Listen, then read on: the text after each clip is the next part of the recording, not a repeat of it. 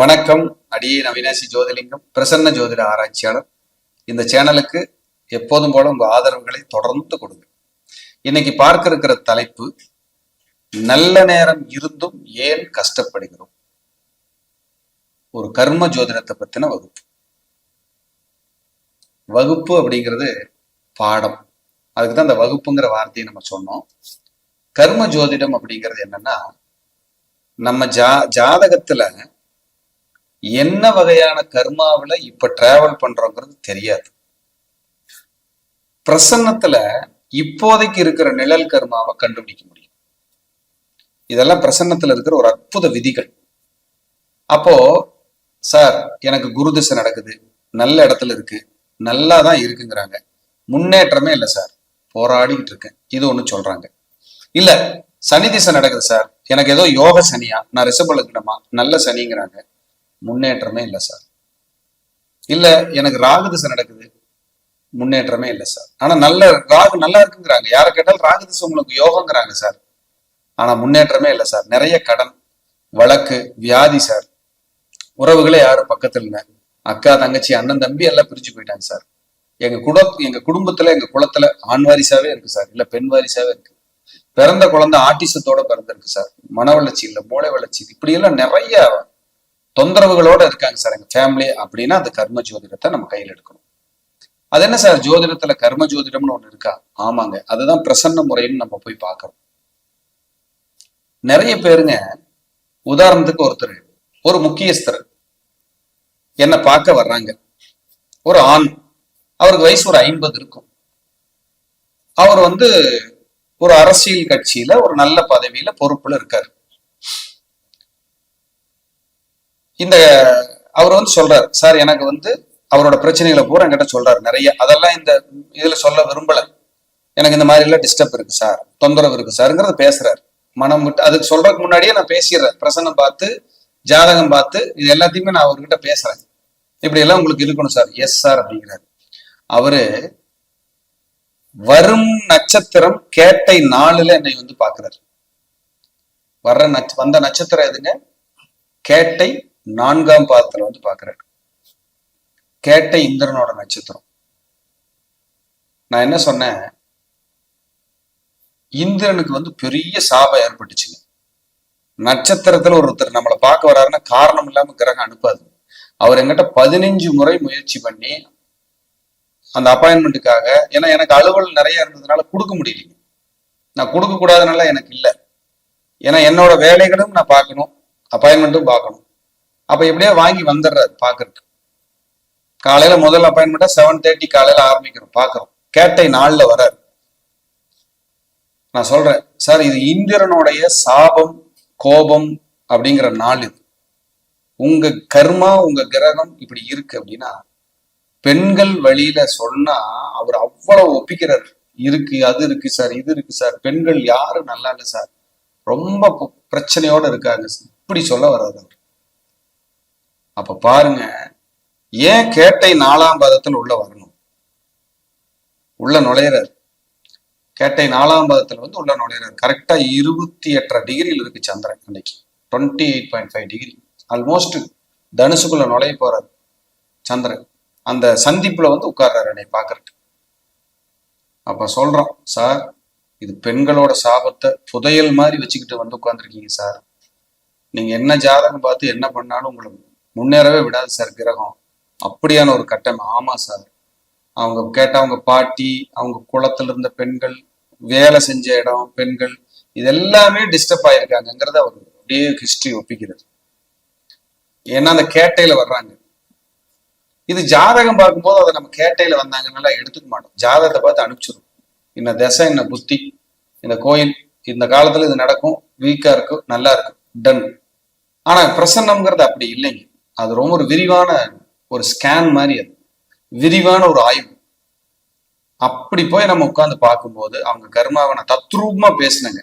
அந்த பிரசன்னம் பார்த்து முடிச்சுட்டு, நான் தான் இப்படி எல்லாம் பலன் சொன்னேனா அப்படின்னு எனக்கு ஆச்சரியமா இருந்துச்சு. ஏன்னா நான் உள்ளிருந்து உரைப்பது வாராகி, நான் அல்ல, நிச்சயமா அடியேன் அல்ல, வாராகியும் மகாபெரியவர் தான். அப்ப அவங்க பேசியிருக்காங்க, அந்த இதெல்லாம் அவங்கதான் சொன்னது. உங்களுக்கு இந்த மாதிரி பிரச்சனை, கஷ்டம், நெருக்கடி இருந்திருக்கும் சார். எஸ் எஸ்ன்ட்டே இருக்காரு. அப்ப நட்சத்திரத்தை நான் எப்பவுமே அப்படி பாக்குற இதே இல்லைங்க. ஆனா அன்னைக்கு பார்க்க வைக்குது, அன்னைக்கு பார்க்க வைக்குது.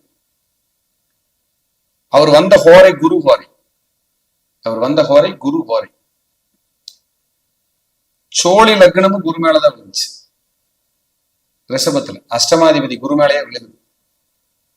அப்ப பாருங்க எப்படியெல்லாம் அது கனெக்ட் பண்ணி கூட்டு வருதுன்னு. அவரை கேட்டைங்கிறது புதனா, ஆப்பிள் கிரீன்ங்கிறது கேட்டை, கிரீனுங்கிறது கன்னி புதன். விருச்சிகத்தில் இருக்கிற கேட்டை வந்து ஆப்பிள் கிரீன். அவர் போட்டு வந்த ட்ரெஸ் கலர் ஆப்பிள் கிரீன், கையில பச்சை கயிறு. அந்த கர்மா, அந்த கிரகம் அந்த நாளை தேர்ந்தெடுத்து அவரை கூட்டு வந்து உட்கார வைக்குது. அதனால எனக்கு நாள் கிடைக்கல, டைம் கிடைக்கல, நான் சந்திக்க முடியலைங்கிற வருத்தத்தையே விட்டுருங்க. உங்களுக்கான கர்மா எப்ப பிரதிபலிக்கணுமோ, உங்களுக்கான தோஷம் எப்ப பிரதிபலிச்சு உங்களுக்கு தீர்வு கிடைக்கணுமோ அன்னைக்குதான் கூட்டு போய் ஒரு அஸ்ட்ராலஜர் முன்னாடி உட்கார வைக்கும்.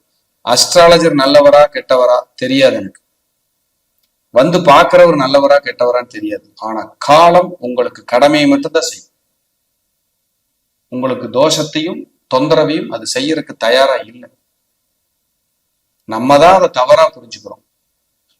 இந்த தோஷமெல்லாம் இருக்குதுன்னு தெரிஞ்சா நம்ம போய் சரி பண்ணிக்கிறதுக்கான ஆப்பர்ச்சுனிட்டியை இறைவன் கொடுக்கிறாரு. இந்த கை பிராக்சர் ஆயிடுச்சுன்னு வச்சுக்குவோம், பயங்கரமா வலிக்குது. நம்ம அடுத்த கட்ட நடவடிக்கை மருத்துவரை போய் பார்ப்போம். அப்போ ஒரு பிராக்சர் ஆகுது அப்படின்னா வலி கொடுப்பதே இறைவன் வாழ வைப்பதற்குத்தான். நல்லா புரிஞ்சுக்கணும். நமக்கு ஒரு வலி வேதனை வருதுன்னா வாழ்க்கையை தயார் பண்றாருன்னு அர்த்தம். ஏதோ ஒப்புதலுக்கு மெப்புதலுக்கு இதை சொல்ல வரல. எல்லாருமே எனக்கு தான் கஷ்டம், எங்க சித்தப்பா நல்லா இருக்காரு, எங்க மாமா நல்லா இருக்காரு, எங்க தம்பி நல்லா இருக்கான், எங்க பெரியப்பா பையன் நல்லா இருக்காரு, எங்க சித்தப்பா பையன் நல்லா, அதெல்லாம் கிடையவே கிடையாது. அவங்களுக்கு எவ்வளவு கஷ்டம் யாருக்கு தெரியும்? உங்களுக்கான கர்மாவை தெரிந்து கொண்டு புரிந்து கொண்டு நீங்கள் சரி பண்ணணும். இதுக்கு உங்க ஜாதகமும் நம்ம பண்ணலாம், பார்க்கலாம். பிரசன்னம் அதீதமான ஒரு விஷயத்த அதை சொல்லுது. அதான் கர்ம ஜோதிடம். நல்ல நேரம் இருந்தும் கஷ்டப்படுறதுக்கு இதெல்லாம் ஒரு உதாரணமா இருக்கும். ஒருத்தர் ஆயில்ய நட்சத்திரத்துல பிரசன்னம் பார்க்கிறாரு, ஆயில்யம் 3ஆம் பாதத்துல போயிட்டு இருக்கு. சார் சர்வதோஷம் உங்க வீட்டுல இருக்கணும், சர்வதோஷம் நெருக்கி. அவர் என்ன சொல்றாரு, நான் தெற்கு பார்த்த வீட்டுல குடியிருக்கிறேன், புது வீடு கட்டிட்டாங்க, வாடகைக்கு தான் வந்திருக்கோம், வந்த நாங்க என்னைக்கு உள்ள வர்றோமோ வந்ததுக்கு அப்புறம் அந்த புற்று பின்பக்கத்துல கொள்ளையில புற்று கட்ட ஆரம்பிச்சிருச்சுங்கிறது. எப்படி இருக்கு பாருங்க அவங்க கர்மா. அந்த புற்று அங்க வளருதாமா சார். புது வீடுங்க, கடலூர்ல இருந்து வந்திருந்தாங்க பிரசன்னம் பார்க்கறதுக்கு. அப்பதான் நினைச்சேன், ஓ சார் அப்ப கேட்கிற பாம்பு தோஷம் சர்ப்பம் சார், ஃபேக்ட் உண்மை சார். புற்று கட்ட ஆரம்பிச்சிருச்சு சார். சோவி போட்டோம்னா மீனம், மீனத்துல விழுகுது, அங்க செவ்வாறாகுது, நாலுல மாந்தி. சார் வீடை உடனே காலி பண்ணுங்க, இருக்காதீங்க, இருந்தீங்கன்னா கரையா அரிச்ச மாதிரி உங்களை அரிச்சிருக்கு. கரெக்ட் சார், நான் வந்து ஒரு வருஷத்துல 14 லட்சம் ரூபாய் செலவாயிருக்கு சார். அவங்க சக்திக்கு அது பெருசு. அப்ப கர்ம ஜோதிடம் எங்க உட்கார்ந்துருக்குன்னு யோசிங்க. நம்ம ஜாதகத்தை வச்சிருப்போம், குரு பயிற்சி மாறிடுச்சு, ராகு மாறிடுச்சு, எதுவுமே நல்லது நடக்கல, இதெல்லாம் நம்ம பேசிட்டு தான் இருப்போம். ஆனா பிரசன்னம்ங்கிற ஒரு சப்ஜெக்ட் வேற.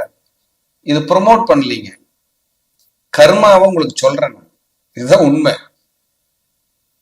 இன்னும் சொல்ல போனா உங்க வீட்டு அருகில் உங்க பக்கத்துல உங்களுக்கு தெரிந்த பிரசன்ன ஜோதிடர் இருந்தா அங்க கூட போய் பாருங்க. உங்க கர்மா என்னன்னு தெரிஞ்சுக்கிட்டு சரி பண்ணிக்கங்க.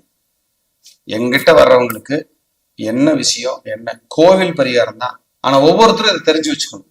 கர்ம ஜோதிடம்னா என்ன, எங்க ஒளிஞ்சிருக்கு, என்ன கர்மா, எங்க போனா நமக்கு ரெக்கவரி கிடைக்கும், இதெல்லாம் நம்ம பார்த்து தெரிஞ்சுக்கிட்டா தான் வளர்ச்சி.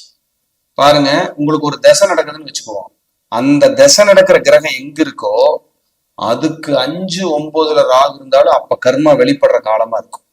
இதெல்லாம் கோல்டன் ரூல்ஸ். திரிகோணத்தில் இருக்கிற ராகுவும் திரிகோணத்தில் இருக்கிற கேதுவுமே தோஷத்தை வளர்க்கிறார்கள், டெவலப் பண்றாங்க. அதுக்கு சனியோட பார்வை எங்காவது கிடைச்சிருச்சுன்னா அதுக்கு சும்மா ஆடுறவனுக்கு சலங்கை கட்டி விட்ட மாதிரி கிடைச்சாண்டா ஒருத்தன் பட்டை கிளப்பிட்டு விட்டு, அந்த மாதிரி அந்த கிரகம் இருக்கு. அப்ப இதுக்கு இறை சரணாகதி, இறை பரிகாரம். அந்த கேட்டை 4ஆம் பாதத்துல வந்தவருக்கு அற்புதமான ஒரு ஆலயம் கொடுத்தேன். இந்த கோயில் என் லைஃப்லயே நான் கேள்விப்பட்டதில்லை. நானும் 200 சிவாலயத்துக்கு மேல போயிட்டேன் சார். லைஃப்லயே அந்த கோயில் நான் கேள்வி, அப்படியான ஒரு கோயிலை கொடுக்குறோம். கண்டிப்பா நீங்க மீண்டுருவீங்க சார், நல்லா இருப்பீங்க அப்படின்னு நம்ம சொல்றோம். மீள்றதும் மீளாததும் அவருடைய வினை. ஆனா மீளணும் அப்படின்னு ஆத்மார்த்தமா தான் நான் கொடுக்குறேன். ஏன்னா எல்லாரும் சிரமம் கஷ்டத்துலதான் வந்து பார்ப்பாங்க. நம்ம அதை கரெக்டா ஃபைன் டியூன் பண்ணி கொடுக்கணும் அப்படிங்கிறதா என்னுடைய ஆசை. நன்றி, வணக்கம், வாழ்க வளமுடன்.